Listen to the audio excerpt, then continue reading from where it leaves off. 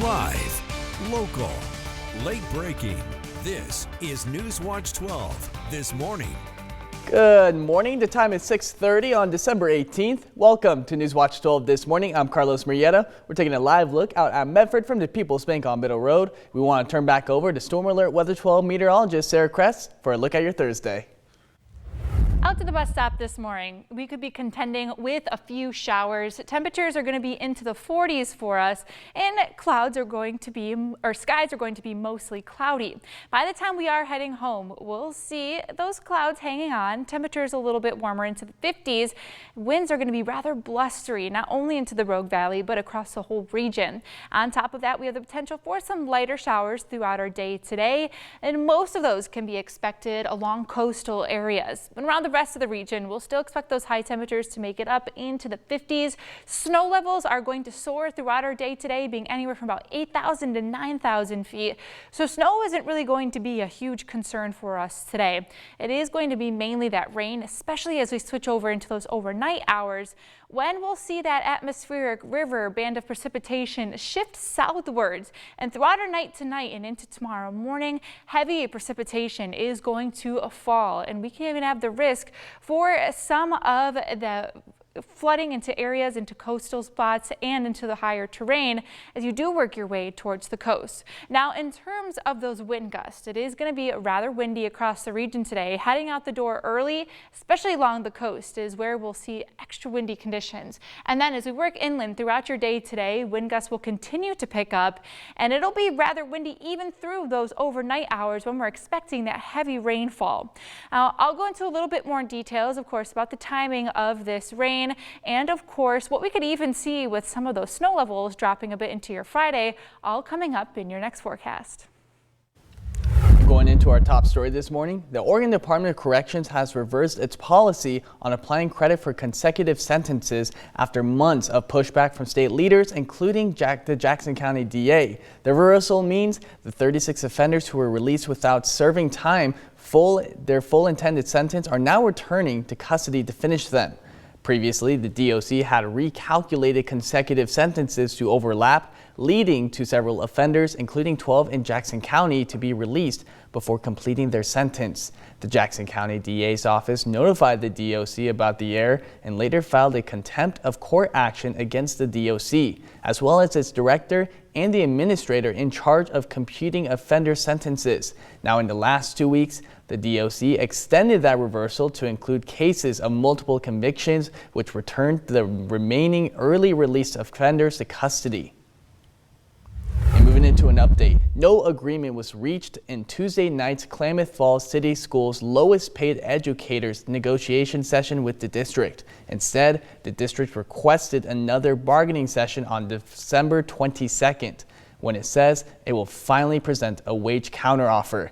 Classified educators, including paraprofessionals, bus drivers, and cafeteria workers, say they're prepared to move to mediation, even strike, if demands are not met. And Senator Jeff Merkley, along with Senator Roger Marshall from Kansas, introduced a bill this week that would make it easier for your communities to clean up hazardous materials after a wildfire. Now, the Post-Wildfire Environmental Assistance Act would allow easier access to federal aid for communities who have to clean up hazardous materials and allows the Environmental Protection Agency to provide expertise and assistance to states. Merkley told Newswatch 12 that right now, many communities don't qualify for aid. What we discovered on some of the fires in Oregon is if you didn't qualify for a major disaster declaration, then you didn't qualify for the ability to get more help cleaning up the toxic mess that is left after residential buildings burn.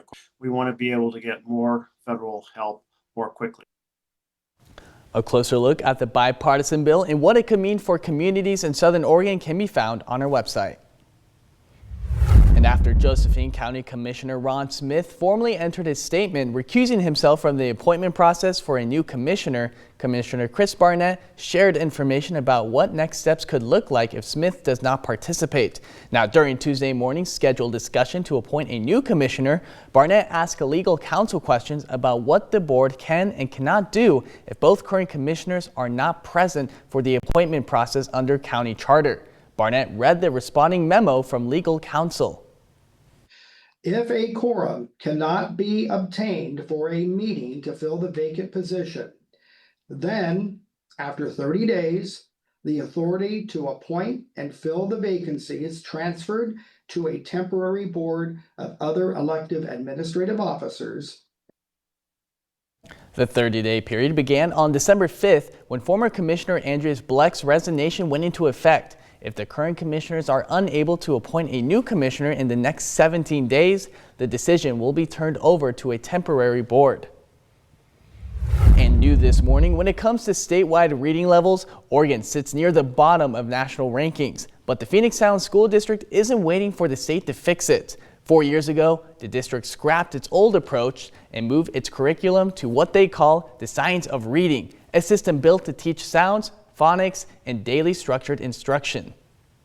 Science of reading has been around for 40 years. We know that kids learn to read by decoding words and phonics and things like that. And now we're kind of going back to that methodology. Javier says after 3 years into this new program, third grade scores are climbing at a surprising rate. Tomorrow morning, we'll show you how those classrooms work, why the district leveled up its coaching model, and hopes this could be a roadmap for the rest of Oregon. And the Medford Fire Department received a $2,500 grant from the West Family Foundation to fund new fitness equipment and to support the wellness of crews at Station 15. North Medford High School student and junior ambassador of the foundation, Max Bernard, nominated the fire department. As you can see here, he's presenting that check. And Medford Fire says community support like this makes a meaningful difference in keeping their crews healthy and ready to respond. And parents, the clock is ticking and you still have some last-minute holiday shopping to do, right? Well, me too. Here are some tips on what your kids will love to unwrap this year. The holidays are almost here, and have you checked everything off your child's wish list? Following Cyber Week and Black Friday, it might be a little harder to get your hands on some of these hot items. Well, don't think you ran out of time just yet. Toy Insider Samantha Connell has you covered on the hottest toys to snag before St. Nick makes his way down the chimney. For the little chef who loves to help out in the kitchen, this grill may be the perfect gift. Watch as the food defrosts before your eyes.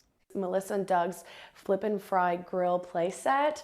This utilizes their Water Wow technology to kind of walk kids through a realistic cooking experience. It's super fun, it's compact, you can bring it on the go if you want, and it adds that sensory play with water. There's also the timeless classics like Pokemon trading cards. Family members of all ages can join in on the fun. Pokemon, I don't think will ever go out of style, right? Our parents loved it, and now the kids are gonna love it too. So having a Pokemon toy like the Mega Evolution Elite Trainer Box is a really great way for parents or even older siblings to introduce little ones to something that they love. Another big hit with little ones that never goes out of fashion, friendship bracelets. This bracelet maker speeds up the process of creating friendship bracelets with just a push of a button. If you know your kid will love a certain toy, don't wait to check it out. Of course, with the tariffs and maybe some stock issues, you don't know if it's necessarily going to come back in time for the holiday that you're celebrating. So if you know that your child is really going to love something and you know you want them to unbox it, I would suggest purchasing it sooner rather than later. And parents, one last thing. Don't forget about those batteries so kids can play with their new favorite toys right away.